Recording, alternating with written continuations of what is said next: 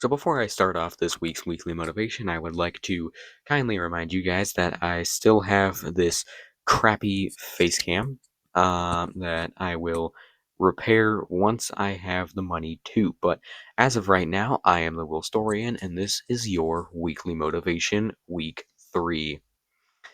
Why do you believe in God? Genuine question. Why? Well,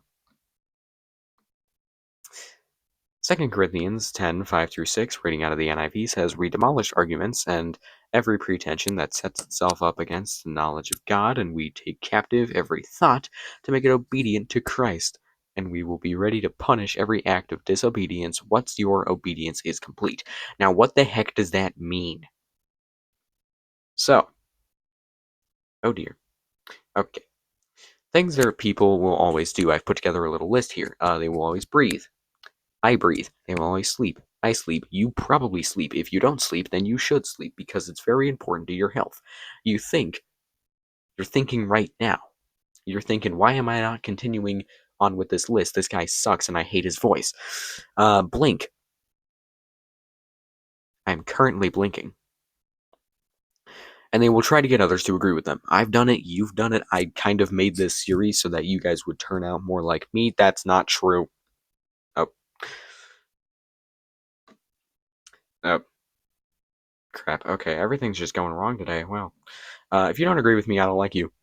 That is a statement that a lot of people hold true to themselves for quite some time. I held this to myself as well. This was, of course, prior to when I gave my life to Christ. List of people who have not tried to get others to align with their beliefs. Literally nobody has not tried to do this. At least anybody who is intelligent enough to have opinions. So you can't say your baby sister that's 2 weeks old, fresh out the womb, because she doesn't have a well-formed brain, so she can't have opinions yet because she's how do I put this in a nice way? She lacks the mental capacity to have an opinion given her age. So how do you defend yourself against it? Hey, how do you defend yourself against this? You have to be spiritually sound. You gotta know what you believe in. You gotta know your Bible verses. You gotta be ready to defend yourself against whatever the heck Satan is gonna throw at you. I would, if I knew, I would tell you what Satan is gonna throw at you, but it's different for everyone. He threw a 2x4 at me last week. You're gonna double check everything that you hear. Believe only half of what you see and nothing of what you hear, I think, is the saying. That's why I say a lot of don't quote me on this when I do my history videos, because a lot of the stuff, it's possible for me to get stuff wrong despite being the all-knowing being that I am. I'm not all-knowing, I'm actually pretty stupid. You have to find holes in the enemy's logic, because I kid you not, they will be there. You just gotta look for them, and if they're not there, look for them harder, because nothing is absolutely perfect. Therefore, there has to be at least one thing wrong with it, and you gotta find that, you gotta exploit it. There has to be a reason to believe what you do, and it's got to be a good reason. Don't just be like, "Oh, my mommy says so." No, for me, if you are so inclined to hear, it's because that I believe that God, through divine intervention, stopped me from taking my own life. That's a story for a different time, though. Um, and you have to be willing to make the first move. And what do I mean by making the first move?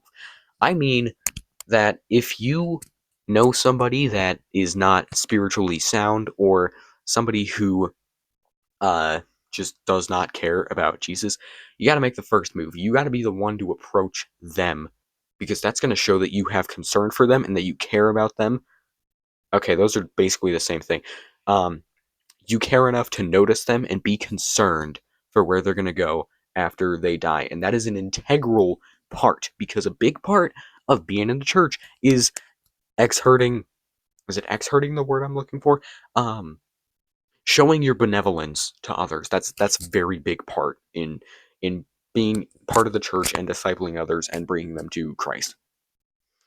Um, just a warning: if you are not ready to confront someone about their faith, don't be scared and please, I cannot stress this enough.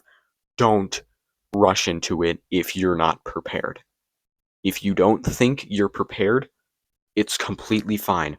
I'm not rushing you to do anything. Just take it slow, but whatever you do, don't rush it. Rushing it is the equivalent of saying, "Hey Satan, I'm over here. I'm over here. Come get me.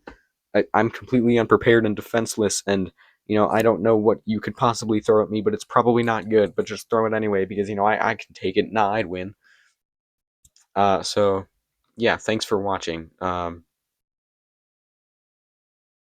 That's not gonna work. Okay. Uh, Stay, please.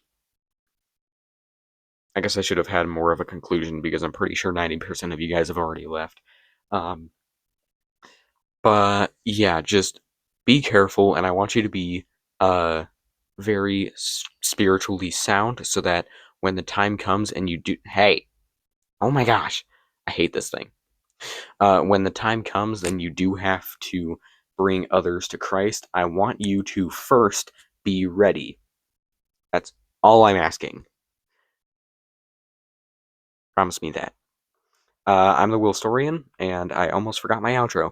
Just remember to serve others, serve God. No, it's serve God, serve others, and make people laugh.